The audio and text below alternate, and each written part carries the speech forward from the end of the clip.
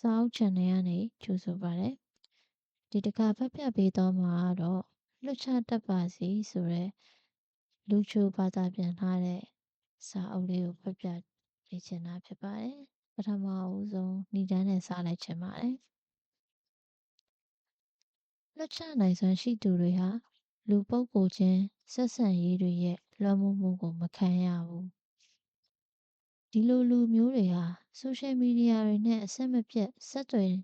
နေရမယ်လို့ခံယူထားသူတွေမဟုတ်ဘူး။သူတို့ဟာတစ်ပတ်မှာ9ရက်တစ်ရက်မှာ24နာရီဆိုရှယ်မီဒီယာပေါ်ကမိတ်ဆွေများရေးသားတဲ့ဒါမှမဟုတ်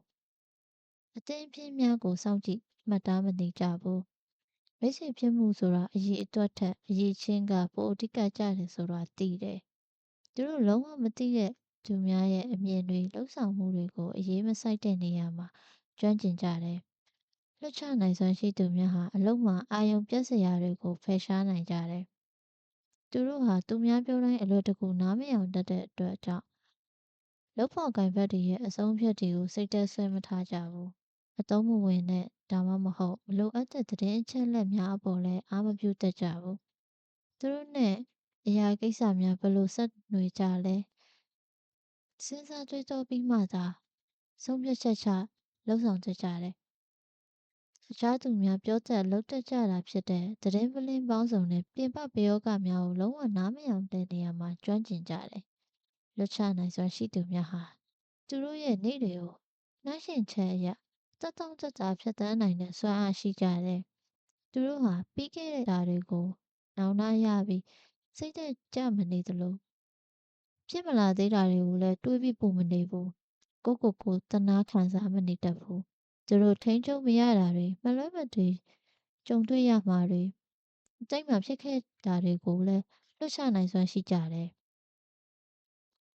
ဘာတွေကိုလွတ်ချသင့်တယ်လဲသူတို့သိကြတယ်။ဒီလိုလုံနိုင်ခြင်းအပြင်သူတို့ရဲ့စိတ်နှလုံးဟာကြည်လင်လာတယ်။အရေးကြီးတဲ့ကိစ္စများပေါ်အာရုံထားနိုင်လာတယ်။ရှုပ်ထွေးခက်ခဲတဲ့အရာများကိုတေးကြောင်စေခြင်းဖြင့်ဘဝကိုတက်တောင့်တက်တာကျန်းကျန်းမာမာနဲ့ပျော်ရွှင်စွာဖြတ်သန်းကြတယ်။ကမ္ဘာလောကကြီးမှာမိမိတို့လိုသလိုမဖြစ်နိုင်တာတွေအများကြီးရှိတယ်။တပါးသူတွေအတိတ်တွေအနာဂတ်တွေဒါတွေအားလုံးလွတ်ချလိုက်ပါ။ဒီကိစ္စတွေကမိမိတို့စိတ်နဲ့ခွန်အားကိုလုံးပါးပါးစေမဲ့အစား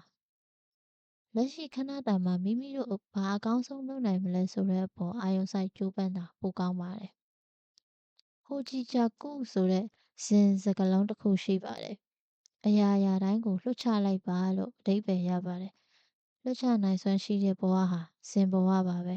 ။ဘဝမှာရှိတဲ့အရာရာတိုင်းလိုပဲအလုံးမှာဖြစ်စေနှစ်ဦးသားဆက်ဆံရေးမှာဖြစ်စေမိမိတို့လွတ်မချနိုင်တဲ့အရာမြောက်များစွာရှိနေတာပါ။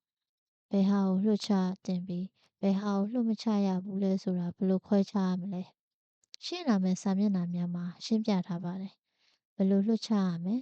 ။ကျမ်းမာချမ်းသာစွာနဲ့ဘဝကိုအကောင်းဆုံးဖြစ်အောင်ဘယ်လိုနေရမယ်ဆိုတာကိုဒီစာအုပ်ကကူညီနိုင်လိမ့်မယ်လို့လေးလေးနက်နက်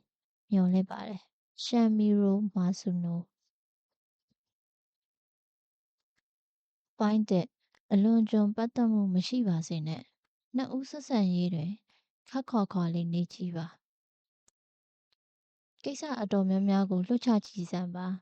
မိမိရဲ့ဘဝဟာအရင်ကထက်ကောင်းမွန်လာလိမ့်မယ်မရှိမဖြစ်ဘဝအရေးချင်းတစ်ခုဘယ်အရာကိစ္စတွေကိုလွှတ်ချပစ်လိုက်ရမလဲဆိုတာဆုံးဖြတ်ဖို့အချိန်ရောက်ပြီလွှတ်ချကြည့်ပါဆိုတာဟာအပြတ်မြင်တဲ့အနက်ရှိတယ်လို့တင်ထင်ကောင်းထင်ပါလိမ့်မယ်တဝက်တစ်ပြက်ရောက်မှလက်လျှော့လိုက်တာပြီးဆုံးအောင်မလုပ်တာမတရားမှုကိုမတိကြီးကြုံပြုတာနောက်ဆက်တွဲကိစ္စတွေကိုလစ်လျူရှုတာစတာတွေဟာလွတ်ချလိုက်တယ်ဆိုတာနဲ့ဆက်နွယ်နေတဲ့ကိစ္စတွေပဲမဟုတ်ဘူးလားဒါတွေအားလုံးဟာတာဝန်မဲ့မှုဆိုတဲ့အဓိပ္ပာယ်ကိုတွယ်ဝိုက်ညှိုးဆိုနေကြတာလို့မြင်နိုင်ပါတယ်ဒီအဖြစ်တွေမှာလည်းအမှန်တရားအချို့ရှိကိုရှိနေပါတယ်အထက်ဖော်ပြခဲ့တဲ့ဥပမာများအရာကိစ္စများကိုလွတ်ချကြည့်ပါဆိုတာဟာနှစ်သက်စရာမကောင်းတဲ့အဓိပ္ပာယ်ဖြစ်နေတာကိုလည်းဝန်ခံပါတယ်တို့ပေမဲ့ဒီကဘာကြီးမှာလွှတ်ချပစ်လိုက်ရင်ပိုအဆင်ပြေမဲ့အရာကိစ္စများစွာရှိနေပါတယ်။အထူးသဖြင့်သတင်းအချက်အလက်တွေကမိမိတို့အပေါ်အချိန်တိုင်းလွှမ်းမိုးနေတဲ့ဆိုရှယ်မီဒီယာတွေကသဖြင့်လူတွေတဦးနဲ့တဦး24နာရီဆက်သွယ်လို့ရနေတဲ့ယနေ့ခေတ်ကာလကြီးမှာ အရာရာတိုင်းကိုတုံ့ပြန်မှုဆိုတာမလွယ်လှပါဘူးအရာကိစ္စများကိုဘယ်လိုလွှတ်ချရမလဲဆိုတာကိုလေ့လာသင်ကြားဖို့ပိုပြီးအရေးပါလာတာဒီအတွက်ကြောင့်ဖြစ်ပါတယ်သက်ရှင်သန်ရေးအတွက်လိုအပ်တဲ့ကျွမ်းကျင်မှုတစ်ခုလို့အမှန်တကယ်ရည်ညွှန်းလာရပါပြီမိမိတို့ရဲ့ဘဝများကိုအပြည့်အဝသက်ရှင်နေထိုင်သွားဖို့ဘယ်အရာတွေကိုစုပ်ကိုင်ထားပြီးဘယ်အရာတွေကိုလွှတ်ချထားခဲ့ရမလဲဆိုတာခွဲခြားနိုင်ဖို့ယခင်ကာလများအထက်ပိုမှုအရေးကြီးလာခဲ့ပါပြီတယောက်တည်းလွတ်ထားလိုက်ပါလူချင်းဆက်ဆံရေးတွင်လိုအပ်သောအရေးချင်းတစ်ခုအလေးထားဂရုစိုက်ခြင်းနှင့်စောဖတ်မှုတို့ကြားတွင်တိတာသောကွဲပြားမှုရှိနေပါသည်မိတ်ဆွေတဦးတစ်ယောက်တောကပင်လယ်ဝေးနေတယ်ဆိုရင်တင်ဘလို့တုံ့ပြန်မှုပေးမလဲအများအားဖြင့်လူတွေလုံးလေးရှိရာနှစ်မျိုးရှိပါတယ်တစ်ခုကသူတို့စိတ်ချမ်းသာစေမယ့်စကားပြောပေးတာပါနောက်တစ်ခုကဘာမှမပြောဘာမှမလုပ်ပဲသူတို့ကိုပြစ်ထားလိုက်တာပါဒီလိုအချိန်မှာဘယ်လိုတုံ့ပြန်သင့်လဲဆိုတော့မှန်ကန်တဲ့စံနီးလန်းဆိုတာကတော့မရှိပါဘူးမိမိမကြာခဏပြောလို့ရှိတာကပထမတုံ့ပြန်မှုကဝင်ရောက်စွက်ဖက်ခြင်းလို့ယူဆနိုင်ပြီးဒုတိယတုံ့ပြန်မှုကိုတော့အလေးထားမှုတစ်ခုလို့မြင်ပါတယ်လူတဦးတစ်ယောက်ဟာအရာကိစ္စတစ်ခုအတွက်ပူပင်ကြောင်းကြနေတယ်ဆိုရင်ဒီပူပင်မှုကိုသူတဦးတည်းခံစားဖို့အချိန်အတိုင်းအတာတရက်လိုပါတယ်အခြားသူတစ်ယောက်ကသူ့ကိုဟိုဟာလုပ်ပါလားဒီဟာလုပ်ပါလားလို့ပြောမှာ哦လက်ခံနိုင်မဲ့စိတ်အနေရှိမှာမဟုတ်ပါဘူးစိတ်တက်ကြွလာစေဖို့အားပေးတာလည်းလိုချင်မှာမဟုတ်တဲ့အပြင်လောကတွေပြေပြောက်သွားအောင်တစ်ခွက်တစ်ဖလားသွားမောကြစို့လို့ဖိတ်ခေါ်ရင်တော့ကြိုက်မှာမဟုတ်ပါဘူးသူတို့နေရာမှာကိုသာဆိုရင်ဘယ်လိုနေမလဲကိစ္စတစ်ခုတည်းပူပင်တော့ကရောက်နေရတာကိုသာဆိုရင်ဘယ်လိုဖြစ်မလဲစဉ်းစားကြည့်ပါ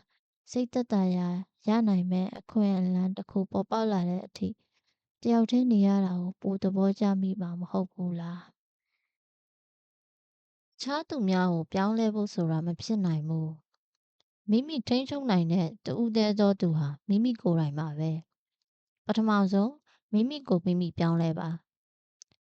ကျမယောက်ျားဟာပစ္စည်းတွေယူသုံးပြီးရင်နေရာတကျပြန်မထားဘူးချေးအိတ်တွေဆိုရင်လည်းတွေ့ရနေရာမှာချွတ်ထားလိုက်တာပဲသူ့ကိုယ်သူတန်းစင်ဖို့အတွက်တောင်လက်လေးတစ်ချောင်းမလှုပ်ဘူးအိမ်တော်သက်တမ်းဒီလောက်ကြာလာတာတောင်မှကျမသူ့ကိုဘလို့ပြောသူ့ကိုယ်သူမပြုတ်ပြင်ဘူးအိမ်ထောင်ကျသွားသူများထံကဒီလိုစကားမျိုးမိမိမကြာခဏကြားဘူးပါတယ်သူတို့တကယ်ညှဉ်းညူနေရလားအများသိအောင်ပြောပြနေရလားဆိုတာကိုတော့ခွဲခြားရခက်ပါတယ်မိမိဒီလိုပြန်ပြောလေးရှိပါတယ်ခမရဲ့တီးခန့်စူးစမ်းနိုင်မှုကိုကျွန်တော်ချီးကျူးပါတယ်ဒါပေမဲ့ခမရဲ့အဖော်ကိုတော့ဘလို့မှပြောင်းလဲပြစ်နိုင်မှာမဟုတ်ဘူးသူ့ကိုအရှိတိုင်းလက်ခံထားလိုက်တာခမပိုစိတ်ချမ်းသာပါလိမ့်မယ်ဒီလိုအသေးဖွဲတွေကအစားလိုက်ပူပန်နေရင်ကို့ဘဝကိုပုံမခက်ခဲစေပါလိမ့်မယ်ကိစ္စကြီးကြီးငယ်ငယ်မိမိဖြစ်စေချင်တဲ့အတိုင်းအတိအကျဖြစ်လာတဲ့တန်မိုးရှိရဲ့ခဏတာအချို့လည်းရှိကိုရှိပါတယ်တနည်းပြောရရင်ရရှိလိုက်တဲ့လိုချင်နေတဲ့အချိန်ခဏတာဟာမိမိအတွက်ပါပဲကိုထိန်းချုပ်လို့မရတဲ့အခြားသူများကိုလွှတ်ချထားလိုက်ဖို့အချိန်ကျပါပြီကို့အတွက်ကိစ္စများကိုအဆင်ပြေစေဖို့ရာမိမိကိုမိမိဘလို့ပြောင်းမလဲဆိုတာကိုသာအာရုံစိုက်ထားလိုက်ပါကိုပြောင်းလဲလိုက်ပြီဆိုတာနဲ့အခြားသူများရဲ့အပြုအမူဟာချောမွေ့လာပြီးအရာကိစ္စများအဆင်ပြေစေမဲ့အခွင့်အလမ်းတစ်ခုအစဉ်အမြဲရှိနေမှာဖြစ်တယ်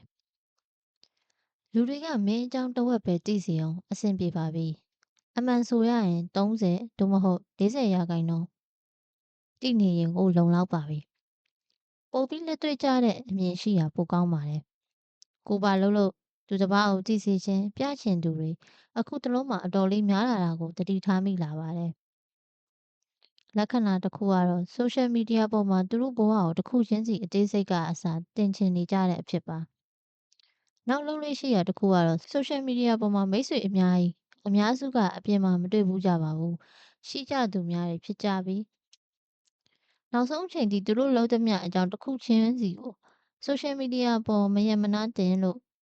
တယောက်နဲ့တယောက်တုံ့ပြန်မှုတွေပြီးကြတာပါယခုလိုအဆင်မပြတ်ဆက်သွယ်မှုများအပေါ်မိမိအနေနဲ့အောက်ပါသတင်းပို့ချက်များလို့ပဲမြင်မိပါတယ်ငါ့ကိုအလေးထားကြည့်နေပါဒီနေရာမှာအခုအချိန်မှာနေရာတိုင်းမှာငါ့ကိုနားလည်ပေးပါဒီလိုထက်သန်တဲ့ခံစားမှုမျိုးကို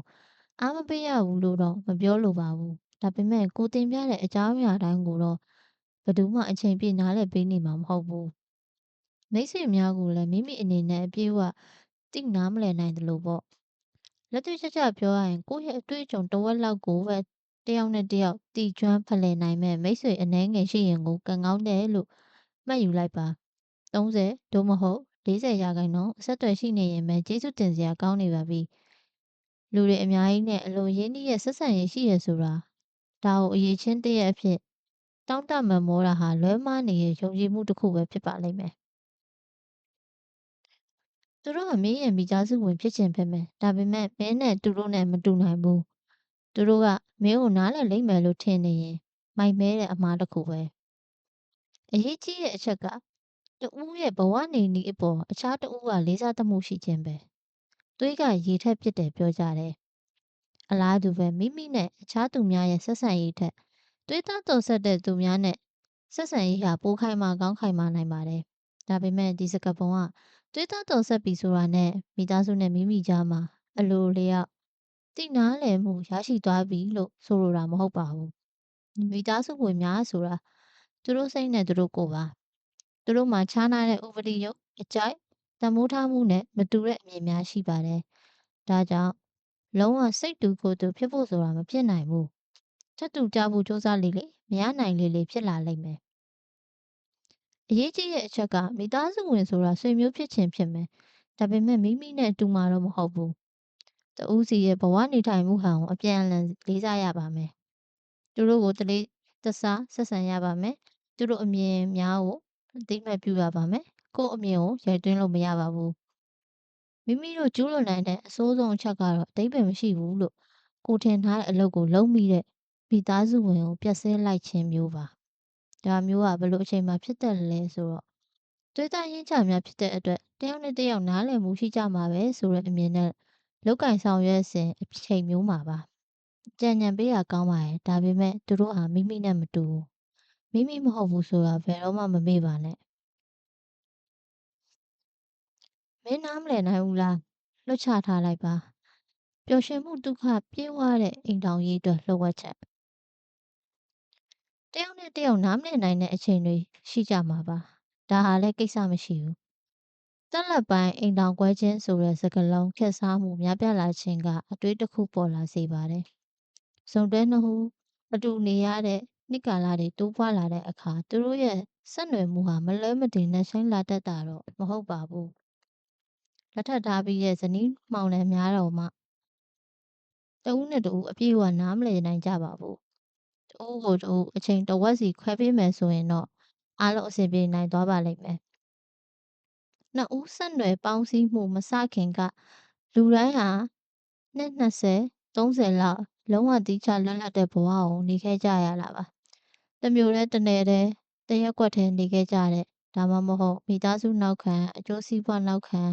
တူကြတာလောက်မှဇုံတွဲများဟာတယောက်ကိုတယောက်နားလည်နိုင်ဖို့ဆိုတာလုံးဝစိန်ခေါ်မှုတစ်ရပ်ဖြစ်နိုင်ပါတယ်။တယောက်နဲ့တယောက်အနည်းငယ်လေးပဲဖြစ်စေဆက်နွယ်မှုပိုရှိလာစေဖို့ဘာလုပ်ပေးနိုင်မလဲ။တစ်ဖက်သူဟာဘာကြိုက်တတ်တယ်ဘာတွေကိုတန်ဖိုးထားတတ်တယ်ဒါမှမဟုတ်သူ့ရဲ့ဝါသနာဟာဘာလဲဆိုတာတွေကိုသိထားမယ်ဆိုရင်အဲ့ဒီအချက်ပေါ်မိမိအနေနဲ့စိတ်ဝင်စားလာဖို့ကြိုးစားပါလိမ့်မယ်။ဒီလိုလုပ်နေချိန်မှာမိမိနားလည်ဖို့ကြိုးစားနေသူရဲ့ဘက်ကဘယ်လိုရှိမယ်ဆိုတာကိုလည်းတွေးပူမနေပါနဲ့ဒီတိုင်းထားလိုက်ပါ။တက်လက်ပိုင်းအိမ်ထောင်ကွဲမှုကိုရှောင်ရှားဖို့အဓိကနည်းလမ်းကတော့မိမိလက်သွဲပေါ်ရဲ့အရာကိစ္စတိုင်းကိုနားလည်ဖို့မကြိုးစားပါနဲ့။အဲ့ဒီအစားနှစ်ယောက်အတူတူလေးနဲ့စွာနားလည်နိုင်မဲ့နောက်ထပ်နည်းနာအချို့ကိုရှာတွေ့နိုင်ရင်တော်လောက်ပါပြီ။ရုံးအလုံးမှာတတိတခြားရှိနေတာကိစ္စမရှိပါဘူး။တိတ်မပတ်သက်လုံးဖို့တတိပြုပါ။လုပ်ငန်းခွင်ရဆက်ဆံရေးကိုလုပ်ငန်းခွင်မှာပဲထားခဲ့ပါ။လုပ်ငန်းခွင်ကဆက်နွယ်မှုများဟာမြဲခိုင်လေးနက်တတ်ပါတယ်။အလုပ်ခွင်ကလူမှုဝတ္တရားဆိုင်ရာကိစ္စများဟာနှစ်လဲနှစ်အစုံမိတ်ဆွေပွဲများမှသည်နှစ်ပတ်လဲအပန်းဖြေခရီးစုပေါင်းကွင်းစင်းခရီးအထိရှိကြတာပါဒီလိုမျိုးလုပ်ဖို့ကင်ဘက်အားလုံးပေါင်းစုံစုဝေးကြရမှာအတောက်စားလေးများလဲပါကြတော့စကားဝိုင်းဟာအလုံးမဒီကိုကြီးကိုရာကိစ္စများအထိလမ်းကြောင်းပြောင်းသွားတတ်ကြပါတယ်လုပ်ငန်းခွင်မိတ်ဆွေဖြစ်မှုဟာအတော်ပဲအကျိုးကျေးဇူးများပါတယ်တိုးရဲချက်တဲ့ထမင်းကိုအတူတူစားကြတယ်ဆိုတဲ့ဆိုရိုးလိုပဲအလုပ်တူတူတွဲလုပ်ခြင်းဖြင့်ဆက်နွယ်မှုဟာပိုခိုင်မြဲလာတယ်ဆိုတဲ့အသည့်ဖြစ်လာပါတယ် ဒါပေမဲ့လုပ်ဖို့ကိုင်ဖက်ရဲ့ကိုယ်ရေးကိုယ်တာကိစ္စများကိုမဆက်စုခြင်းမသိခြင်းပဲဘေးဖယ်ထားမှသာလုပ်ငန်းခွင်ဆက်ဆံရေးဟာပုံမချုံးမွေအဆင်ပြေလာပါလိမ့်မယ်။ကာလာကြီးကတယောက်နဲ့တယောက်ခက်ခက်ခွာနေကြဖို့တောင်းဆိုလာပြီလို့တောင်ပြောလို့ရပါတယ်။တယောက်နဲ့တယောက်ထဲထဲဝင်ဝင်ပူးတွဲပတ်သက်လာမိရင်အလောက်ခွင့်အနိုင်ကျင့်မှုထက်ရရှိရဲ့အကြက်ကင်မှုလိမ်ပိုင်းဆိုင်ရာထိပါနှောက်ယှက်မှုစတဲ့ပြဿနာများရှုပ်ထွေးလာနိုင်လို့ပါအရေးကြီးဆုံးဥပဒေသားကိုရေးကိုယ်တော်ကိစ္စများကိုမိမိနဲ့ရင်းနှီးဖွင့်လင်းစွာပြောဆိုနိုင်သူကိုသာတိုင်ပင်သင့်ပါတယ်အခြားသူများရဲ့ကိုရေးကိုယ်တော်ကိစ္စများကိုဆက်စုသူဟာမိမိမဖြစ်ပါစေနဲ့ဆိုတာကိုမှတ်ထားပါသူတို့ကသာပြောရင်ပြောလာပါစေတယောက်တည်းတင်းကွဲမဖြစ်ပါစေနဲ့ဂိုင်းပွဲတာမျိုးလည်းမလုံးမိစေနဲ့လူအများကြီးဟာရန်သူမဟုတ်သလိုမိတ်ဆွေလည်းမမီပါစံပြပုဂ္ဂိုလ်ရေးစွန့်နယ်မှုရဲ့အနှစ်သာရလူအချင်းချင်းဆက်ဆံရေးများမှာတယောက်တည်းတင်းကွဲဖြစ်သွားမှာကိုအကြောက်ကြဆုံးပါလူတွေအုပ်စုဖွဲ့ကြမဟာမိတ်ပြုကြတာဒီအချက်ကြောင့်ဖြစ်ပါတယ်အုပ်စုတစ်ခုဟာအတူအုပ်ဖွဲ့လှုပ်ဆောင်နေတဲ့အခါအပြင်သူဒါမှမဟုတ်ရန်သူများကိုသူတို့အုပ်စုထဲကနေဆွဲထုတ်ပြီးဖယ်ရှားတုတ်တင်လို့စိတ်ရှိတတ်ကြစမြဲပါဒါပေမဲ့အခြေခံကြကြပြောရရင်မိမိတို့ရဲ့အများစုသောဆက်ဆံရေးများမှာရန်သူမိတ်ဆွေရဲ့လို့မရှိကြပါဘူးတစုံတဦးနဲ့ပူးပေါင်းလှုပ်ဆောင်တဲ့အချိန်များရှိသလိုထိုသူရဲ့စန့်ကျင်ဘက်ရောက်သွားတဲ့အခါမျိုးလည်းရှိကြတာပါပဲတကယ်လက်တွေ့ဆက်ဆံရေးနယ်ပယ်ကရေလိုအပြောင်းလဲမြင်လှပါတယ်ကိုယ်နဲ့စိတ်ထားရောအမြင်ပါမတူသူကိုရန်သူလို့မသတ်မှတ်မိဖို့အမြဲတတိထားရပါမယ်တယောက်ယောက်ကိုရန်သူလို့သတ်မှတ်လိုက်ပြီးတာနဲ့မိမိရဲ့ဟန်ချက်ညီနေတဲ့စိတ်ဟာလည်းပြတ်ပြားသွားပါပြီရန်သူအောင်မြင်မှုရရင်သူ့အတွက်ဝမ်းသာမှုမပေးနိုင်တော့ဘူးမနာလိုဖြစ်လာပြီးထိုသူ့ကိုအောင်မြင်မှုကနေဆွဲချခြင်းစိတ်ဖြစ်လာပါလိမ့်မယ်အပြန်အလှန်အဖြစ်ရန်သူကြရှုံးသွားရင်နှစ်ထောင်အားရဖြစ်ပြီးပြောဆိုမိပါလိမ့်မယ်သူပြုတဲ့ကံသူခံရတာပဲဒီလိုနဲ့မိမိဟာစိတ်ထားသေးသိမ့်သူတူဖြစ်မှန်းမသိဖြစ်သွားပါပြီဒါကြောင့်ရန်သူဆိုတော့အစားရှင်ပြိုင်ဘက်လို့သဘောထားကြည့်ပါထိုကဲ့သို့အမြင်ပြောင်းလိုက်တာနဲ့နှစ်ဦးကြားအသေးအတန်ပဋိပက္ခဖြစ်နေရကနေချစ်ကြည်ရဲ့ရှင်ပြိုင်မှုဖြစ်လာပါလိမ့်မယ်နှစ်ဦးပြန်လည်အကျိုးဖြစ်ထွန်းရေးအတွက်မိတ်ဆွေဖွဲ့လာနိုင်ပါလိမ့်မယ်အခြားသူတဦးနဲ့ခြေလမ်းတိုင်းကိုစောင့်ကြည့်မနေပါနဲ့ပေါင်းစည်းမှုမဖြစ်ဘဲတွန်းခွာမှုဖြစ်သွားလိမ့်မယ်သူတို့ကိုအမြဲဆောင်ကြည့်နေတတ်တဲ့သူမျိုးကိုလူတွေကမနှစ်သက်ကြဘူးငါဒါလုပ်လိုက်ရင် तू ကအော်ဟောင်းမှာလားငါဒီလိုပြောလိုက်ရင် तू မှစိတ်ဆိုးသွားမလားလူတစ်ဖက်သားကိုစော်ကားသလိုစိတ်ဆင်းရဲစေသလိုမဖြစ်စေချင်ရင်သူတို့ရဲ့ခံစားချက်များကိုထည့်သွင်းစဉ်းစားပေးဖို့အရေးကြီးပါတယ်မိမိစိုးရိမ်မှုကသူတို့ရဲ့စိတ်ခံစားမှုအတွက်ပဲဖြစ်သင့်ပါတယ်ဒီလိုလုပ်လိုက်လို့ငါဘာအကျိုးနဲ့သားမလဲဆိုတဲ့အပေါ်မဟုတ်ပါဘူးမိမိရဲ့လှုပ်ဆောင်ချက်များကိုတပားသူနဲ့လိုက်လျောညီထွေရှိဖို့အတွက်ထိုသူရဲ့ပြုမှုဆောင်ရွက်မှုတိုင်းကိုစောင့်ကြည့်နေတဲ့အခါပုံမှန်တဘာဝမဟုတ်တော့ဘဲကိုယ့်အပေါ်တန်တရားဝင်လာတာကိုခံရပါလိမ့်မယ်။လူတိုင်းဟာတယောက်နဲ့တယောက်မတူညီကြပါဘူး။မတူညီတဲ့အတိုင်းဆက်ဆံရပါမယ်။တီယိုရီအရတော့လူ10ယောက်နဲ့ဆက်ဆံရရင်တယောက်ချင်းစီနဲ့အဆင်ပြေဖို့အတွက်မတူညီရဲ့နည်းလမ်း10ခုနဲ့ဆက်ဆံဖို့လိုပါတယ်။ဒါပေမဲ့ဒီလိုလုပ်ဖို့အလွန်ခဲယဉ်းပင်ပန်းပါတယ်။ဟန်ဆောင်ရလုံးလို့ကိုယ့်ရဲ့စိတ်ရင်းတံအမှန်ဘယ်လိုရှိလဲဆိုတာကိုတော့ကိုမသိတော့ပဲအခြားသူများကလည်းကိုယ့်ရဲ့ရိုးသားမှုအပေါ်တန်တရားဝင်လာကြပါလိမ့်မယ်။တသမတ်ထဲရှိရဲ့စိတ်ရင်းတဏ္ဍဆက်ဆံနေရတဲ့သူအပေါ်လိုက်ပြီးပြောင်းလဲမှုမရှိရဲ့စိတ်ရင်းတဏ္ဍကသာစစ်မှန်တဲ့ယုံကြည်စိတ်ချရတဲ့ဆက်ဆံရေးတည်ထောင်မှုမှာအဓိကတော့ချက်ဖြစ်တယ်။စောင့်ကြည့်လေ့လာပါ။ကြားဖြတ်မစွတ်ဖက်ပါနဲ့။သားသမီးများလက်အောက်ငယ်သားများနှင့်အပြန်အလှန်ဆက်ဆံရေးတွင်တုံတော်နေရည်ရွယ်ချက်ကကောင်းချင်ကောင်းပါလိမ့်မယ်ဒါပေမဲ့စိတ်ရှင်သီးခံတာကပိုကောင်းပါတယ်သူတို့သားသမီးကလေးငယ်တွေလောက်ကင်တာပြုမှုတာတွေအပေါ်သဘောမတွေ့တဲ့အတွက်ကြောင့်အချို့မိဘများဤသွန်တောက်တီးတတ်ကြဝေဖန်တတ်ကြပါတယ်အလားတူပဲအချို့အလုပ်ရှင်များကလည်းသူတို့အလုပ်သမားများကိုမခံချင်အောင်ပြောပြီးညွှန်ကြားချက်တွေတစ်ခုပြီးတစ်ခုထုတ်တတ်ကြပါတယ်လက်အောင်ငယ်သားတွေရဲ့မကျွမ်းကျင်မှုစီစီလုံးလုံးမရှိမှုကိုတီးမခံနိုင်ကြလို့ပါဒီလိုမျိုးလုပ်ရက်တွေဟာမိဘမြတ်တာဒါမှမဟုတ် တစ်စုံတစ်ယောက်ရဲ့တိုးတက်အောင်မြင်ရေးအတွက်မျှော်လင့်ချက်ကနေပေါက်ဖွာလာတာပါဒါပေမဲ့သားသမီးတစ်ယောက်ဒါမှမဟုတ်လက်အောက်ငယ်သားတစ်ယောက်ရဲ့သူတို့ကိုယ်ပိုင်စဉ်းစားနိုင်စွမ်းလှုပ်ဆောင်နိုင်စွမ်းကိုတော့မြေတောင်မမျှောက်ပေးနိုင်ပါဘူးစာဖတ်သူလည်းဒီလိုမိဘအလုပ်ရှင်မျိုးဆိုရင်ဘယ်လိုခံစားရမလဲမိမိနားလည်ပါတယ်ကိုယ့်ရဲ့ရည်ရွယ်ချက်ကောင်းချင်ကောင်းပေမဲ့စိတ်ရှည်သည်းခံဖို့လိုပါတယ်ဘာမှမပြောဘဲစောင့်ကြည့်နေလိုက်ပါစိတ်လက်မပါမပြောပါနဲ့ဒီလိုမျိုးထိတွေ့ဆက်ဆံခြင်းအပြင်သားသမီးဓမ္မမဟုတ်လောက်ငယ်သားရဲ့တိုးတက်မှုကိုအားပေးရရောက်ပါတယ်တယောက်ယောက်ကဒုက္ခရောက်တော့မယ်ဒါမှမဟုတ်အန်တရယ်ကြောက်ရောက်နေပြီဆိုရင်တော့ကိုထိလက်ရောက်ပါဝင်ဆက်ဖက်နိုင်ပါတယ်ညင်သားတဲ့အကြံပေးစကားများနဲ့သူတို့ကိုအန်တရယ်ကနေအသာအရဆွဲထုတ်ပါရှေ့လျှောက်အကြံဉာဏ်နေဆက်လို့သေးရဲ့ဆိုရင်စကားကိုဟိန်ပြောပါမင်းနေရာမှာငါဆိုရင်ငါဒီလိုလုပ်လိုက်မယ်ပြီးရင်တော့ရိုးရိုးလေးပဲစောင့်ကြည့်နေလိုက်ပါစိတ်လက်မပါစကားတွေဟာပြောလိုက်တဲ့သူပဲဖြစ်ဖြစ်အပြောခံရသူပဲဖြစ်ဖြစ်စိတ်တော့ကဖိစီးစေပါတယ်လူကြီးမိဘတယောက်ဒါမှမဟုတ်အလုပ်ကြီးကတယောက်အနေနဲ့ဝင်ရောက်ဆွတ်ဖက်တာထက်လေးလာစောင့်ကြည့်ခြင်းကိုသာအလေးပေးလုပ်တင်ပါတယ်တယောက်ထင်းနေရချိန်များကိုအရသာခံပါအထီးကျန်ဖြစ်နေတာကြောင့်နဲ့တော့အခြားသူများနဲ့မရောနှောလိုက်ပါနဲ့ဆိုင်းကြိုဤခြေလက်များနောက်လိုက်ကြည့်ခြင်း စမတ်ဖုန်းကိုလူတကာသုံးကြတဲ့ခေတ်ကြီးတဲ့ဝင်ရောက်လာချိန်ကစပြီးလူတွေဟာတယောက်တည်းနေရမှာမကြိုက်ကြတော့ဘူးလို့စာရေးသူမတွေးမိပဲမနေနိုင်ပါဘူးဒီလိုဖြစ်ရတာဟာအခြားသူများနဲ့အမြဲမပြတ်ဆက်သွယ်မှုရှိနေပြီးသူတို့ကိုယ်ဘေးနားမှာရှိနေတဲ့အတိုင်းစကားလက်ဆောင်ကြားရတဲ့အရာသာကိုရင်ပါလာလို့ဖြစ်ကောင်းဖြစ်ပါလိမ့်မယ်ဒီလိုနဲ့ကိုယ့်အချိန်ကိုကိုယ်တယောက်တည်းသုံးရမှာဒါမှမဟုတ်ဘာမှလုပ်စရာမလိုပဲလွတ်လပ်စွာနေရတဲ့အချိန်ဖြစ်နေမှာကိုတီးမခံနိုင်ကြတော့ပါဘူးဒါဟာရှက်ဖွယ်ကိစ္စပါတယောက်တည်းနေရတဲ့အချိန်ဆိုတာတည်ရရှိရင်တမအရေးကြီးပါတယ်ကိုယ့်အတွင်းနဲ့ကိုယ်ရှိနေမဲ့ဦးတဲ့မူပိုင်အချိန်လိုပါတယ်ဒီအချိန်မှာငါဘယ်ကိုရောက်ခဲ့တယ်ဘယ်ကိုဆက်သွားမယ်စဉ်းစားလို့ရပါတယ်ကိုယ့်ပြုမှုတွေကလောကကြီးမှာဖြစ်ပျက်နေတာတွေဒါတွေကကိုယ့်အပေါ်ဘယ်လိုတက်ရောက်မလဲဆိုတာတွေကိုစမ်းစစ်လို့ရပါမယ်ပြောရမယ်ဆိုရင်အများကြီးပါကိုယ့်ပတ်ဝန်းကျင်မှာအခြားသူများရှိနေလို့ကတော့ဒီလိုတယောက်တည်းဆန်းစစ်နိုင်မယ့်အချိန်မရနိုင်ပါဘူး။ဟိုးရှေးယခင်ကတည်းကဂျပန်လူမျိုးများဟာပိုးချွေဝါတဲ့တဘာဝဝန်းကျင်ပတ်ဝိုင်းနေပြီးငြိမ်းချမ်းလာတဲ့ဧကစာရီကျင့်သုံးမှုကိုအမြင့်ဆုံးဒုက္ခလို့မှတ်ယူကြတာပါ။ခီရိုင်းခေတ်နောင်ကနေကာမာကူရာခေတ်ဦးပိုင်းထိနေခဲ့တဲ့နာမည်ကျော်ယဟန်နဲ့တန်ကကဗျာစာဆိုစိုင်းကျို1118 1190ဟာ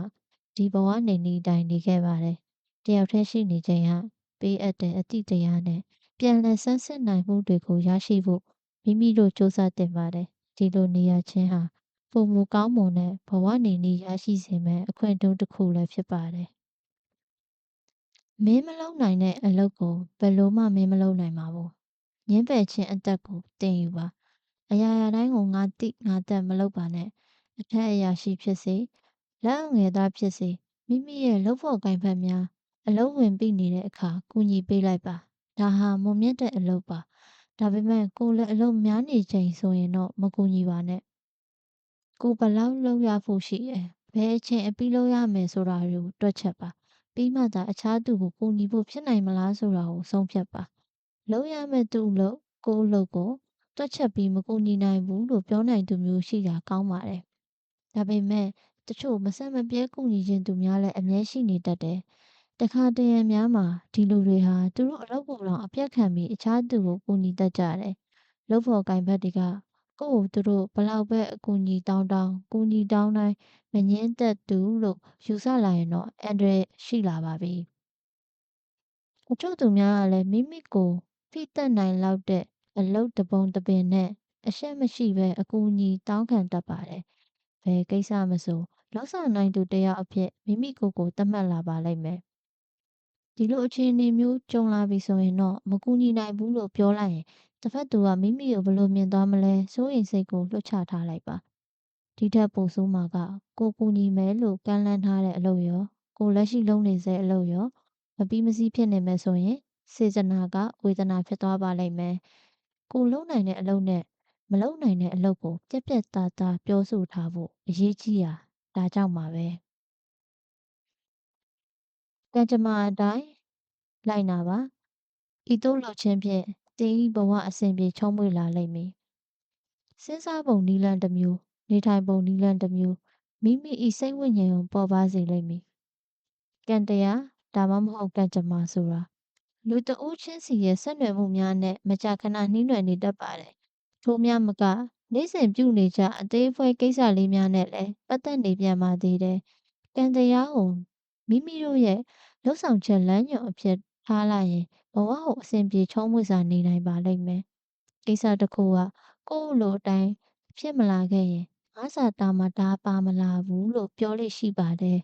ဘယ်လိုမျိုးလဲဆိုတော့ကောလိပ်တစ်ခုကိုဝင်ခွင့်မရတာမျိုးကုမ္ပဏီတစ်ခုကအလုပ်တစ်ခုမရတာမျိုးနှစ်ဖက်အလုပ်သဘောတူညီချက်ပြတ်သွားတာမျိုးစီမံကိန်းတစ်ခုဖျက်သိမ်းလိုက်ရတာမျိုးအစီအစဉ်မကိုက်တာကြောင့်ဖိတ်ကြားမှုတစ်ခုကိုညှင်းဆန်လိုက်ရတာမျိုးစမ်းကြဲတဲ့အချက်သဘောတဘာဝကိုဘယ်တော့မှမသိနိုင်တာမျိုးစသည်များပါဒါတွေဟာဖြစ်မလာနိုင်တဲ့ကိစ္စတွေမို့ဖြစ်မလာတာပါလို့နှလုံးသွင်းလိုက်ရင်စိတ်မလွတ်လပ်သွားပြီဘူးလားစိတ်ပေါ်ပါမသွားဘူးလားအလားတူပဲကံတရားကိုအန်တုရင်မဖြစ်ဖြစ်အောင်အတင်းလုပ်မယ်ဆိုတာကလည်းကောင်းတဲ့အကြံတော့မဟုတ်ပါဘူးဆိုကြပါစို့အကျိုးမြတ်များမဲ့အခွင့်အလမ်းတစ်ခုစိုက်စိုက်မဲမဲရောက်လာပြီဆိုပေမဲ့မိမိအတွက်စကားလွန်ပြီးသားအခြားအလုပ်တစ်ခုကရှိနေပြီးဖြစ်မိမယ်ဆိုရင်အခွင့်အလမ်းတစ်ကိုဆွန့်လွတ်ပြီးမိမိရဲ့ပထမအလုပ်ကိုသစ္စာရှိဦးစားပေးတင်ပါတယ်အရှုံးနဲ့အမြတ်လို့ရိုးရိုးလေးတွက်ချက်ပြီးအရာကိစ္စတွေအပေါ်တန်ဖိုးဖြတ်တာဟာမှားယွင်းပါတယ်အဲ့ဒီအစားကံတရားရဲ့စီရင်မှုအတိုင်းသွားခဲ့တာမမှားနိုင်ပါဘူးအမှန်ဆိုရရင်ဘဝဟာသူ့ရဲ့ဖြစ်မြဲတဘာဝလမ်းကြောင်းအတိုင်းသွားနေတာသာဖြစ်ပါတယ်အရှုံးအမြတ်ဆိုပြီးတမန်ကာရှန်ကာတွက်ချက်ခြင်းမျိုးမလုပ်ပါနဲ့ဒီလိုတွက်ချက်ခြင်းကအကျိုးများစေမှာမဟုတ်ဘူးအစိုးနှစ်ဖက်ကိုပဲဦးစားပေးစဉ်းစားတတ်သူများအတွက်အကောင်းနဲ့အဆိုးအချစ်နဲ့အမုန်းအပျော်နဲ့အပြင်းအလွယ်နဲ့အခက်အဖိုးတန်နဲ့အဖိုးမဲ့စသည်ဖြင့်လူများဟာတစ်ခုခုဆုံးဖြတ်ရတော့မယ်ဆိုရင်အစွန်းနှစ်ဖက်ကိုအဓိကထားစဉ်းစားလေးရှိတယ်။အထူးသဖြင့်အလောက်ခွင်မှာ project တစ်ခုကိုစောင့်တိုင်တော့မယ်ဆိုရင်ရင်းနှီးလိုက်ရတာနဲ့အကျိုးအမြတ်ကိုချက်ချင်းချိန်ဆကြည့်တာလုံးလိလုံးထရှိရဲ့အကျင့်တစ်ခုပါပဲ။ဒီအလုပ်ကငါ့ကိုနာမည်ကောင်းရစေမှာလား။ရေရှည်မှာငါ့ကိုအထောက်အကူဖြစ်ပါမလား။မိမိရဲ့ဆုံးဖြတ်မှုဟာအရှုံးနဲ့အမြတ်ပေါ်အခြေခံထားရဆိုရင်အလုပ်ကိစ္စများဟာကိုယ်တွင်းထင်သလိုဖြစ်မလာတတ်ပါဘူး။ဒီ project ကတိတ်လွယ်လွန်းတယ်။ငါကောင်းကောင်းလုပ်ပြရင်တော့သူတို့ငါ့ကိုချီးကျူးမှာမဟုတ်ဘူး။ဒါကြောင့်ဒုက္ခခံလုပ်ပေးဖို့မတန်ဘူး။ဒါပေမဲ့အလုပ်ကလွယ်လွန်းတယ်ဆိုတာအကျိုးမြတ်အကြီးရနိုင်ဖို့အခွင့်အလမ်းသုံးညာပဲလို့အဓိပ္ပာယ်မရပါဘူး။တခြားတစ်ဖက်ကတွေးကြည့်ရင်ဒါဟာစူးစမ်းကြည့်ဖို့ကောင်းတဲ့အခွင့်အလမ်းတစ်ခုပဲ။ဒီအလုပ်ကအဆင်ပြေသွားလို့ကတော့ငါလာခတိုးရင်တို့ရာထူးတက်ရင်တက်ပဲလို့ပြောနိုင်ပေမဲ့အလုပ်ရဲ့အောင်မြင်မှုမှာကိုယ့်ရဲ့ပုဂ္ဂိုလ်ရေးအခန်းကဏ္ဍများစွာပါဝင်သည့်တိုင်ထင်သလိုဖြစ်မလားပဲလွဲချော်သွားနိုင်တဲ့ကိစ္စများစွာရှိနေပါသေးတယ်။အရေးကြီးတဲ့အချက်ကရလာတဲ့ဘယ်အခွင့်အရေးကိုမဆိုတီထွင်ဉာဏ်သုံးပြီးကိုယ့်အမြင်တိုင်းလိုက်လုပ်လိုက်ဖို့ပါ။ဒါမှလည်းမိမိလုပ်ပေးလိုက်တဲ့ဒီအထူးအလုပ်လေးတစ်ခုဟာတန်ဖိုးထားခံရပြီးကောင်းမွန်တဲ့ရလဒ်ထွက်လာဖို့သိချမှာဖြစ်ပါတယ်။ social media ရဲ့ထိန်းချုပ်မှုကိုမခံပါနဲ့အင်တာနက်မှာအကျိုးမရှိတဲ့တိုက်ပွဲတွေနဲ့ပြည့်နှက်နေတယ်။ social media ဆိုတာအသုံးချရမယ့်ကိရိယာတစ်ခုဆိုတာမမေ့ပါနဲ့။သမ္မတကြီးတွေနိုင်ငံဥဆောင်တွေတောင်မှ social media ပေါ်ကိုရောက်ရှိအသုံးချနေကြတဲ့ခေတ်ပါ။အသေးအဖွဲအငင်းပွားမှုလေးများမှသည်နိုင်ငံတော်အရေးကြီးကိစ္စများအထိသူတို့အမြင်များအောင်ဖော်ပြနေကြပါတယ်။ social media ဆိုတာသတင်းအချက်အလက်များကိုလွတ်လပ်စွာဖလှယ်ဖို့အတွက်ကြောက်စရာကောင်းတဲ့ရင်းမြစ်တစ်ခုဖြစ်လာတာကိုမျက်ကွယ်ပြုလို့မရတော့ပါဘူး။ဒါပေမဲ့ social media ရဲ့ချုပ်ကိုင်လွှမ်းမိုးမှုကိုခံရနိုင်တဲ့အန္တရာယ်ကိုသတိထားနိုင်ဖို့အကြံဉာဏ်လေးတစ်ခုတော့ပေးပါရစေ။ social media ကြောင့်လူတွေဟာစဉ်းစားဆင်ခြင်မှုကင်းမဲ့လာကြပြီးတပတ်သူရဲ့မျက်နှာများကိုကြည့်စရာမလိုဘဲနဲ့ပြင်းထန်တဲ့ငြင်းခုန်မှုတွေကို ပိုပြီးလွယ်လွယ်ကူကူလှုပ်ဆောင်လာကြတယ်။ဒီလိုအတိတ်ပဲမရှိတဲ့တိုက်ပွဲတွေကိုရှောင်ရှားဖို့အတွက်တော့ချက်ကဆိုရှယ်မီဒီယာနဲ့ခက်ခွာနေပါအလောတကြီးဝင်မပါနဲ့နောက်ထပ်ပြဿနာတစ်ခုကတက်လာတဲ့သတင်းအချက်အလက်များကြားမှာအမုန်းတရားကိုအခြေခံပြီးပြုပြင်ဖန်တီးထားတဲ့သတင်းများတဟုန်ထိုးတိုးပွားလာနေတဲ့ဖြစ်ရပ်ပါဒီကနေအတရေပြက်စရာတွေတကဘာလုံးမတိမငြိမ်မှုတွေဖြစ်လာနိုင်ခြင်းများလာပါတယ်မိမိတို့အနေနဲ့ဆိုရှယ်မီဒီယာအပေါ်မှာဘယ်သတင်းကအတူအယောင်ဖြစ်တယ်ဆိုတာရှင်းလင်းစွာသိမြင်ဖို့အရေးကြီးပါတယ်နောက်ဆုံးပြောရရင်ဆိုရှယ်မီဒီယာဆိုတာဆက်သွယ်ပြောဆိုဖို့ကြားခံပစ္စည်းတစ်ခုသာဖြစ်ပါတယ်ဒါကိုဉာဏ်ပညာနဲ့ရှင်ပြီးအသုံးချတတ်ရပါမယ်ရိုးသားနှိမ်ချပါရိုးသားနှိမ်ချပါရိုးသားနှိမ်ချပါကြွားဝါတတတွေရပ်လိုက်ပါလူတွေဟာတတိမထားမိပဲအခြားသူတွေကိုနှိမ်ချဆက်ဆံနေကြတယ်လူတွေကြွားဝါတတ်ပုံကတော့အောချလောက်ပါတယ်မန်တပ်တိုင်းတက်ပြချင်တဲ့စိတ်ကိုတားဆီးဖို့ဟာခက်ခဲပါတယ်ဒီအဖြစ်ဟာကိုယ်ဝင်းကျင်ကလူတွေကိုယ့်ကိုလေးစားလာစေခြင်းနဲ့စိတ်ဆန္ဒကိုထုတ်ဖော်ပြသမှုလည်းဖြစ်ကောင်းဖြစ်ပါလိမ့်မယ်ပုံမူကြွားဝါပြလေလေမရှိသင့်တဲ့ကိုတရားလွန်ယုံကြည်မှုကအမြင့်တွယ်လေးဖြစ်လာပါတယ်ဒီလိုနဲ့ကိုပိုပြီးတာလွန်တယ်လို့အထင်ရောက်စပြုလာပါတယ်ကို့မှာထက်မြက်တဲ့ဗီဇရှိရဲ့ဒါမှမဟုတ်အရသာတီးရဲ့ပါဇက်ရှိရဲ့ဒါမှမဟုတ်ဘာပဲဖြစ်နိုင်တယ်လို့အထင်ရောက်လာတာပါဆိုရှယ်မီဒီယာကလည်းဒါကိုအားပေးအားမြောက်လုပ်ပြပါတယ်အခုဆိုရင်အခြားသူများထက်မိမိတို့ကတာလွန်တယ်ဆိုတဲ့သဘောထားကိုသူတို့ကိုသူတို့မသိဘဲနဲ့ခံယူတဲ့လူများတစားထက်တစားပိုများလာပါပြီဒါဟာကံမကောင်းတဲ့အဖြစ်တစ်ခုဖြစ်ပါတယ်မိမိကိုစိတ်ကြီးဝင်လာတဲ့သူငါတကောကိုသူများဟာတခြားသူများကိုပူပင်တော့ကရောက်စေလို့ပါပဲဒါကြောင့်ပထမဆုံးကြွားဝါတာကိုရပ်လိုက်ပါပြီးနောက်ငါလို့ရဲ့ငါပြောစကားတွေကကိုခုံကိုဖို့မတူတော့များဖြစ်နေသလားပုံမှန်စစ်ဆေးပါအဲ့လိုဖြစ်နေပြီလို့မတင်ကြရင်ကိုတတိပေးပါရိုးသားနှိမ်ချမှုရှိပါရိုးသားနှိမ်ချမှုရှိပါရိုးသားနှိမ်ချမှုရှိပါကုညီရိုင်းပင်သက်ဝင်းကျင်ကောင်းပြန့်ပွားပါစေလိုက်လဲချီးမွမ်းခြင်းအသက်ကိုလေ့ကျင့်ယူပါချီးမွမ်းအားပေးတတ်ဖို့လွယ်ကူလျင်မြန်တဲ့အကြံပြုချက်ချီးမွမ်းခံရတာကိုမကြိုက်သူမရှိပါဘူးလူတစ်ယောက်နဲ့ဘလောက်သဘောကွဲနေပါစေသူတို့အပေါ်ချိုတာပေါ်ရည်တဲ့စကားလေးများနဲ့ပြောလိုက်ရင်မျော်လင့်မထားတဲ့ကောင်းမွန်တဲ့ဆက်ဆံရေးပေါ်ပေါက်လာပါလိမ့်မယ်ဒီကနေအားပေးကူညီတတ်တဲ့ဝင်းကျင်ကောင်းတစ်မျိုးဖန်တီးဖို့အခွင့်အလမ်းရလာစေတယ်ဘယ်လိုချီးမွမ်းရမလဲဆိုတာသိဖို့ကတော့ပရိယေဝေဖို့လိုပါတယ်မျော်လင့်မထားတာတစ်ခုကိုကောက်ပြောလိုက်မိရင်နားဆင်သူစိတ်ရှုံးအာရုံပြတ်သွားနိုင်သလိုပေါ်တင်ကြီးချီးမွမ်းရင်လည်းမယိုးသားမှန်းစိတ်ထဲကမပါမှန်းသိသွားနိုင်ပါတယ်။ဒါအပြင်ကောင်းကောင်းမသိသေးတဲ့သူတယောက်ကိုဘယ်အကြောင်းနဲ့ချီးမွမ်းရမလဲဆိုတာသိဖို့ကလည်းပိုခက်တဲ့စိန်ခေါ်မှုတစ်ခုပါ။အလွယ်ကူဆုံးအမြန်ဆန်ဆုံးပြောဆိုလို့ရတာကတော့လူတစ်ယောက်ရဲ့အစင်းသက်တမ်းအပေါ်ရိုးရိုးလေးမှတ်ချက်ပေးလိုက်ခြင်းပါသူတို့ဝတ်စုံကိုဖြစ်စေရုပ်အစင်းကိုဖြစ်စေပေါ့နေစည်းလေးကတိတ်လာတာပဲဘယ်ကဝင်လာတာလဲမင်းအင်းကြီးအစင်းလေးကိုတိတ်ချိုက်တာပဲမိခိုးရောင်လေးနဲ့ဆိုတော့တိတ်ကြည့်လို့ကောင်းတာပဲမင်းရဲ့ရှုပ်ဖက်နဲ့တည်းကအမြဲပြောင်းလဲတောက်ပနေတာပဲဒါကြောင့်လဲတောင်းမှအကိုလူမအဝိုးလို့ပြောကြတာပေါ့စတာတွေဖြစ်ပါတယ်အပူစကားတွေနဲ့မြောက်ပင်တာကိုရှောင်ပါသူတို့သဘောကျတတ်တဲ့အရာကိုရအောင်ရှာပါပြီးမှဘာမှမသိသလိုမျိုးချီးမွမ်းပါပြစ်ချက်မလွဲတရွေ့တော့အသေးချာရွေးချယ်ထားတဲ့ချိုတာစကားနှစ်ဦးဆက်ဆံရေးကိုတိုးတက်စေပါလိမ့်မယ်မိမိရဲ့စိတ်ခံစားမှုကိုခဏဖယ်ထားပါပြိုင်ဘက်များနဲ့အတူတွဲနေနိုင်ဖို့နီးပရိရဲ့မိမိတဘောမတွေ့တဲ့အခြားသူတစ်ယောက်ရဲ့အရေးချင်းများကိုလဲလှူရှုထားလိုက်ခြင်းကနီလန်းတစ်ခုမိမိရဲ့တည်တံ့ဘဝမှာမနှစ်သက်တဲ့သူတစ်ယောက်နဲ့အတူနေဖို့ဘယ်တော့မှရွေးချယ်မှာမဟုတ်ဘူးလူတစ်ယောက်နဲ့လက်တွဲဖြုတ်ဖို့အတွက်ငါတို့မှာတူတာဆိုလို့ဘာမှမရှိဘူး ဆိုတာဟာလုံလောက်တဲ့အခြေခံအချက်ပါပဲ။သို့ပေမဲ့မိမိရဲ့အသက်မွေးဝမ်းကြောင်းဘဝမှာတော့ဒီလိုလုပ်ဖို့ခက်ခဲပါတယ်။သူတို့ကိုငါမကြိုက်ဘူး။သူတို့နဲ့ငါဘာအလုံးမှတွဲလုပ်စရာမလိုဘူးလို့ရိုးရိုးလေးပြောလိုက်ရုံနဲ့မရပါဘူး။ကိုယ့်စိတ်ထဲမှာငါဒီလူကိုမကြိုက်ဘူး။သူနဲ့အလုပ်တွဲမလုပ်ရရင်ကောင်းပါပဲလို့တွေးနေခဲ့ရင်ကိုယ့်ရဲ့အပြုအမူနဲ့သဘောထားကမျက်နှာသွင်းပြင်မှာထင်ထင်ကြီးပေါ်နေမှာဖြစ်ပြီးအပြန်အလှန်ဆက်ဆံရေးဟာအဆင်ပြေချောမွေ့တော့မှာမဟုတ်ပါဘူး။ဒါဖြစ်ရင်ဘယ်လိုလုပ်သင့်ပါသလဲ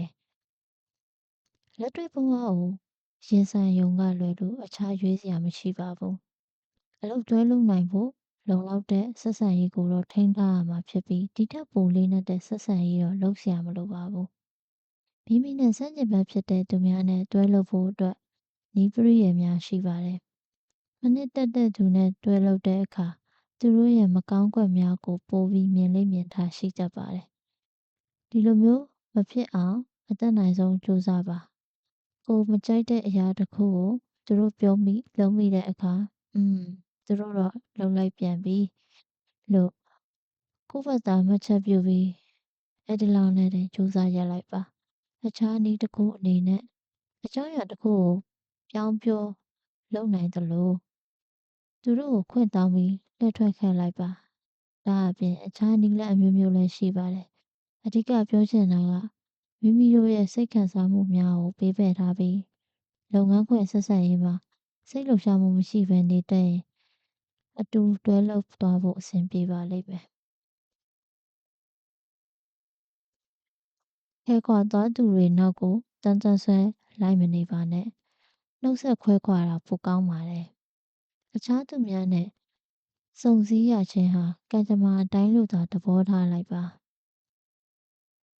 လုပ်ဖော်ကိုင်ဘက်တယောက်ကုမ္ပဏီကနေထွက်သွားတယ်။ခက်ခဲပင်ပန်းတဲ့အလုပ်ကိုအတူလုပ်ရင်းအတွဲညီခဲ့တဲ့အဖွဲ့သားတယောက်အဖွဲ့ကနေထွက်သွားတယ်။အချိန်မှန်တောက်ဖော်တောက်ဖက်တယောက်ပြောင်းရွှေ့မိတ်ကြပြီးအဝေးရောက်သွားတယ်။ဘလို့ပဲဖြစ်စေ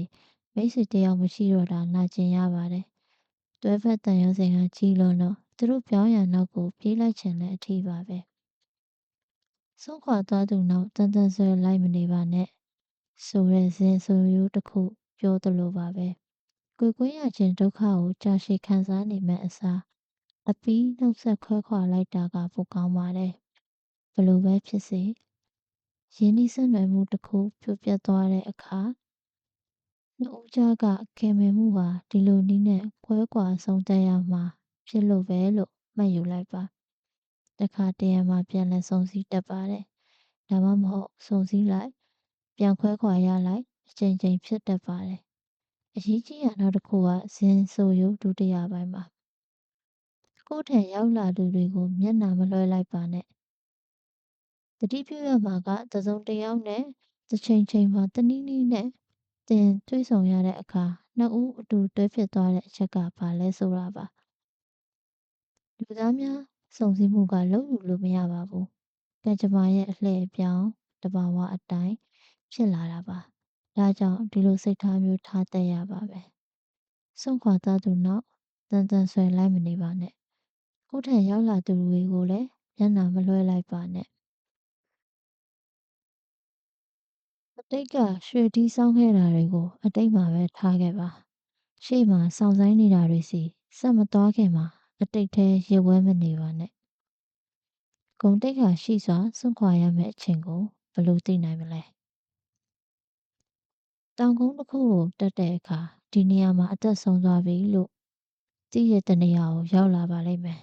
အလုံးနဲ့ဘဝမှာလည်းဒီအဖြစ်နဲ့တူညီစွာအသုံးချနိုင်ပါတယ်အရာရာတိုင်းဟာအစဉ်ပြေချောမွေ့နေအောင်တော့အသက်တန်တရားဟာသာရဆက်မဖြစ်နေပါဘူးအချိုးအကွေ့တစ်ခုရောက်တဲ့အခါအရာရာတိုင်းဟာအောက်ဆိုင်ဆင်းသွားမှာဖြစ်ပါတယ်အထူးသဖြင့်အလောက်ခွင်မှာဒီအချိုးအကွေ့ဟာဘယ်အချိန်လာမလဲဆိုတာကြုံမသိနိုင်တဲ့အခါဘယ်အချိန်မှာအနားယူတင်တယ်လဲဆိုတာမျိုးမိမိရဲ့ဩဇာဟာတဖြည်းဖြည်းမှိန်ပြောင်းလာပြီးအတိတ်ကရွှေထီးဆောင်ခဲ့တာကိုပြန်တန်းတနေမဲ့အန္တရာယ်ရှိလာပါတယ်။ဒါကိုရှောင်လွှဲဖို့မိမိရဲ့ရည်မှန်းချက်ကိုသတ်မှတ်ပါ။ရည်မှန်းချက်ကိုရပြီ လိုချင်ခဲ့တဲ့အောင်မြင်မှုအတိုင်းအတာတစ်ခုထိရပြီဆိုရင်ဒါကိုအချိုးအကွေ့ညွှန်မှတ်တစ်ခုအဖြစ်မှတ်ယူလိုက်ပါမိမိထံမှာတိုက်ပွဲဝင်ခြင်းစိတ်တွေဘလောက်ပဲရှိနေဒါတွေအပေါ်ဆွဲလန်းနေမှုကိုလွှတ်ချလိုက်ပါဘေးဖယ်ပေးလိုက်ပြီးစိန်ခေါ်မှုအသစ်နောက်ကိုလိုက်တာပိုကောင်းပါလိမ့်မယ်စုတ်ခွာရမယ်စံဖြူအချိန်ဟာအမြင့်ဆုံးရောက်နေချိန်ဆိုတာကိုမှတ်ထားပါဒီအချိန်ဟာကဏ္ဍတစ်တစ်ခုစတင်ရမယ့်အချိန်ဖြစ်ပါတယ်ဇယိုက်ဆိုးသူများကိုတတိထားပါသူတို့ပြောတာလေးတစ်ခုကိုတော့ခေါင်းငိတ်မိသွားရင်အန္တရာယ်ရှိပါတယ်သူတို့နဲ့ဝေးလေပိုကောင်းလေပါလူတွေကသူတို့ရဲ့ဇယိုက်ဆိုးတွေကိုတတိထားလေးမရှိကြတာကြောင့်သူတို့ဝင်းကျင်ကသူများကိုပါထိခိုက်တတ်ပါတယ်သူတို့အတန်ကျဲကြီးနဲ့ပြောတာတွေပုတ်တက်ကရပြောတာတွေဒေါသတကြီးပြောတာတွေကြောင့်ဘေးဝန်းကျင်အထိတ်တလန့်ဖြစ်စေပါတယ်ဒါမှမဟုတ်စူးစူးရဲရဲအကြည့်ပုတ်တိုးနေရဲ့မျက်နှာထားစတာတွေကလူတွေကိုစိတ်မသက်မသာဖြစ်စေတယ်ဒါမှမဟုတ်တွေးသမျှသူတိုင်းကိုသူတို့ရဲ့မကျေနပ်ချက်တွေပြောပြရင်ပတ်မွေတတ်ပါတယ်ဒါမှမဟုတ်သူတို့ရဲ့အစိုးမြင်မှုတွေနဲ့သူတစ်ပါးကိုစိတ်နှောက်ကြည့်စေတတ်ပါတယ်ဒီလိုလူမျိုးနဲ့ဆုံလာရင်ဝေးဝေးရှောင်တာအကောင်းဆုံးပါလူတော်တော်များများကတော့ဒီလိုလူမျိုးနဲ့ဆုံတွေ့စကားပြောမိရင်ညီငွေလာတတ်ကြတာပါပဲသူတို့ပြောစကားကိုအလိုက်တင်ခေါင်းငိမ့်မိတတ်ကြပါတယ်ဘာစကားမှပြန်မပြောပေမဲ့လည်းသူတို့နဲ့ပတ်သက်နေမိတယ်လို့ဖြစ်သွားပါတယ်ခေါင်းလေးငိမ့်မိတယ်ပဲထားသူတို့ကတင့်ကိုအလိုတူအလိုပါလို့သတ်မှတ်လိုက်ပြီးဒီထက်ပိုနက်နက်ရှိုင်ရှိုင်ပေါဝင်ပတ်သက်အောင်ဆွဲခေါ်သွားပါလိမ့်မယ်ပြောရရင်သူတို့နဲ့ခက်ဝေးဝေးနေပါစကားဝိုင်းရမြန်မြန်ထွက်ချင်တယ်ဆိုရင်တော့တန့်စင်ခန်းသွားအောင်မယ်လို့ခွင့်တောင်းပြီးမြန်မြန်သာလစ်ပေတော့